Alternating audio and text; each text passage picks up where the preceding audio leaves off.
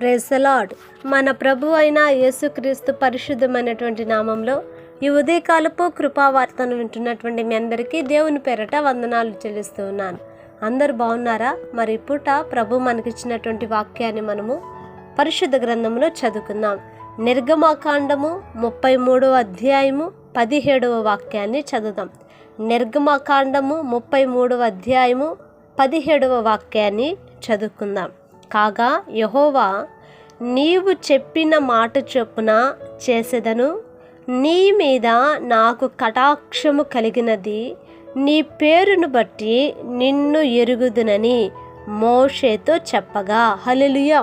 నా దేవుని బిడ్డలారా గమనించండి, ఇక్కడ మనం చదువుకున్నటువంటి ఈ యొక్క వాక్య భాగంలో ప్రభు అంటూ ఉన్నాడు, మోషేను బట్టి నీ మీద నాకు కటాక్షము కలిగినది. ఎంత గొప్ప మాట అండి.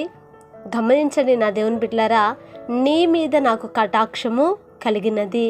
ఎవరి మీద? దేవుని యొక్క కటాక్షము ఎవరి మీద కలుగుతుందండి?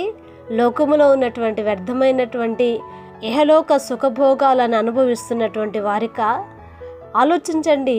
ఈ లోకములో ఉన్నటువంటి భయంకరమైన నీచమైన కార్యాలు చేర్చున్నటువంటి వారి పట్ల, లేకపోతే ఈ లోకమును ప్రేమించి దాని వెంట పాపాన్ని అనుభవిస్తున్నటువంటి వారి మీద దేవుని కటాక్షము? ఆలోచించండి నా దేవుని బిడ్డలారా, ఏ రోజైనా ఎప్పుడైనా నా మీద దేవుని కటాక్షం ఉండాలి. హల్లెలూయా.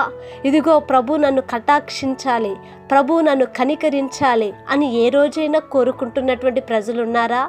నా దేవుని బిడ్డలారా, డబ్బు వ్యామోహంలో పడిపోయి, ఉద్యోగ వ్యామోహాలలో పడిపోయి, లోకములో ఉన్నటువంటి ఆస్తుల వ్యామోహాలలో పడిపోయి, చూడండి, తన జీవితంలో ఒక కనికరాన్ని పొందుకోవాలి.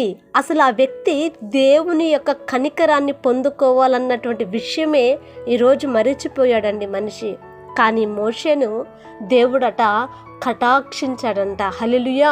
ప్రభువే స్వయాన అంటాడు, ఇదిగో నీ మీద నాకు కటాక్షము కలిగినది, నీ పేరును బట్టి నిన్ను ఎరుగుదును. ఆలోచించండి, మోషేను బట్టి, మోషే పేరును బట్టి దేవుడు అంటాడు, ఈ యొక్క లోకములో నీ అంత సాత్వికుడు మరొకడు లేడు మోషే అన్నాడు. అంటే సాత్వికంగా మోషే తన పేరుకు తగినట్లుగా నడుచుకున్నాడండి. నా దేవుని పిల్లారు, ఈరోజు నేను అంటాను, నీ పేరేమిటి? కోపానికా? నీ పేరు కోపమా? లేకపోతే నీ పేరు బూతులా? లేకపోతే నీ పేరు ఏంటి? అసహ్యమైన కార్యకలాపాలా? నీ పేరేంటి? లోకమా? నీ పేరేమిటి? వ్యభిచారమా? నీ పేరేమిటి?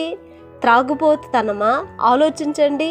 ఈరోజు ఒక్కొక్కరు మంచి పేర్లు పెట్టుకున్నా వాళ్ళ క్రియలను బట్టి వాళ్ళకి ఇంకొక పేరు పెట్టబడుతుంది. అవునా? చూడండి, చక్కని వ్యక్తే కానీ త్రాగుడుకు అలవాటైపోయి ఆ వ్యక్తిని ఏమంటున్నారో తెలుసా? త్రాగుబోతు అని అంటున్నారు. అంటే ఈ పేర్లు ఎందుకు వచ్చాయి?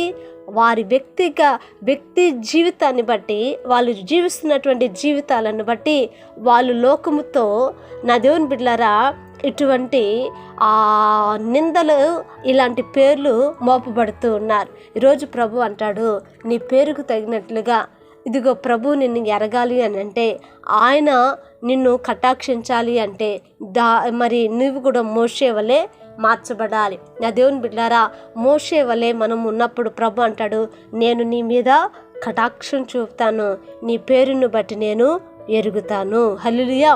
ప్రార్థన చేద్దామండి. మహాపరిశుద్ధుడు అయిన మా తండ్రి, కృపగలిగిన దేవా, వందనాలయ్యా. ఇదిగోనైనా అయా నా తండ్రి, రాత్రి నా ఈ యొక్క ఉదయకాలం మందు నీ మాటలు వినటానికి మీరు ఇచ్చిన కృప కొరకే స్తోత్రాలు. నిజమే నా ప్రభువా, ఇదిగో నా తండ్రి, నీ కటాక్షం మా మీద ఉండాలి, నీ కటాక్షం మా కుటుంబాల మీద ఉండాలయ్యా. అంతేకాదు, ఇదిగో నా తండ్రి, అయా మా పేరుని బట్టి మీరు ఎరిగే దేవుడు కనుక నా ప్రభా, మా జీవితాలలో నా తండ్రి అయ్యా ఒక క్రొత్త పేరు, ఎవరికి తెలియని ఒక క్రొత్త పేరు నా ప్రభా, ఇదిగోనైనా మేము పెట్టబడి ఉండినట్లుగా మీరు సహాయం చేయమని తండ్రి నీ చేతికి ప్రతి వారిని అప్పగిస్తూ యేసునామని అడిగి వేడుకుంటున్నాము తండ్రి. ఆమేన్. Praise the Lord. దేవుని కృప మీకు తోడై ఉండును కాక.